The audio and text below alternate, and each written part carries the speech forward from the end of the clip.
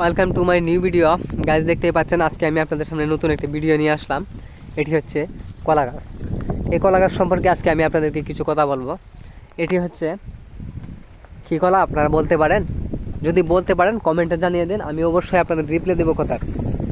এটা হচ্ছে কী কলা গাছ আমি আবার বলতে চাচ্ছি না, আপনাদের মুখ দিয়ে শুনতে চাচ্ছি। আর যাই হোক, নামটা বলেই দিই।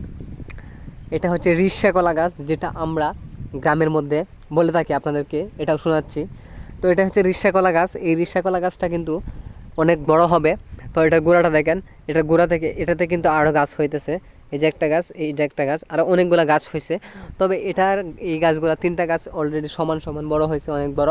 তবে এটা এখন কলা ছাড়বো, কিছুদিনের মধ্যে হয়তো কলা হবে। এটা হচ্ছে রিস্যা কলা গাছ, এটা তরকারি খাওয়ার কলা। আচ্ছা, যাই হোক, অন্যান্য অঞ্চলে কী নামে ডাকেন এটা জানি না, এটাও আপনারা কমেন্ট বক্সে জানিয়ে দেন আপনাদের অঞ্চলে কী নামে ডাকেন এই কলাকে। আপনারা কিন্তু ইচ্ছে করলেই বিভিন্ন ধরনের কলা চাষ করতে পারেন। যেমন ধরেন হালকা হালকা বৃষ্টি হচ্ছে, আপনাদেরকে নতুন একটি ভিডিও বানাইতে চাইছিলাম, কিন্তু বৃষ্টির জন্য কি বানাইতে পারবো কিনা তা জানি না, নাকি বাসায় চলে যেতে হবে। তবে আমি আপনাদের জন্য চেষ্টা করতেছি একটা ভিডিও বানিয়ে দেওয়ার জন্য, তো কলা গাছ সম্পর্কে একটা আইডিয়া দেওয়ার জন্য।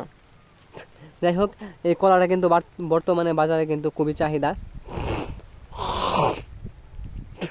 বাজারে বর্তমানে কলার বিরূপ প্রভাব পড়েছে।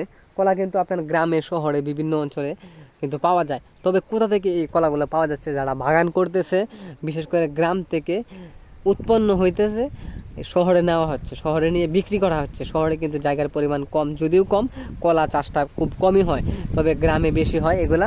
তবে আমি মনে করবো আপনারা কলা চাষ করেন, বিশেষ করে কলা গাছ লাগাবেন বেশি বেশি। যাদের জমি আছে, জায়গা আছে, তারা কলা গাছ লাগাবেন বাড়ির সামনে, বাড়ির পিছনে, বাড়ির আশেপাশে। তারপর যাদের জমি ভরাট আছে তারা জমি ভরাট করে লাগাবেন, যাদের জমি ভরাট নাই তারা আইলে লাগাবেন। যাদের পুকুর আছে পর্যাপ্ত, তারা পুকুরে এই কলা গাছগুলো লাগাবেন। এই কলা গাছগুলো কিন্তু বর্তমানে অনেক চাহিদা, কলা গাছের চাহিদা যেমন কলা গাছেরও তেমন চাহিদা, কলারও তেমন চাহিদা। বর্তমানে কিন্তু বিরূপ চাহিদা কলার। তবে তার মধ্যে সবরি কলা, সাগর কলা, গেনাদা কলা, রিস্যা কলা, কবরি কলা, আরও অনেক ধরনের কলা রয়েছে, তার মধ্যে এটি হচ্ছে রিস্যা কলা।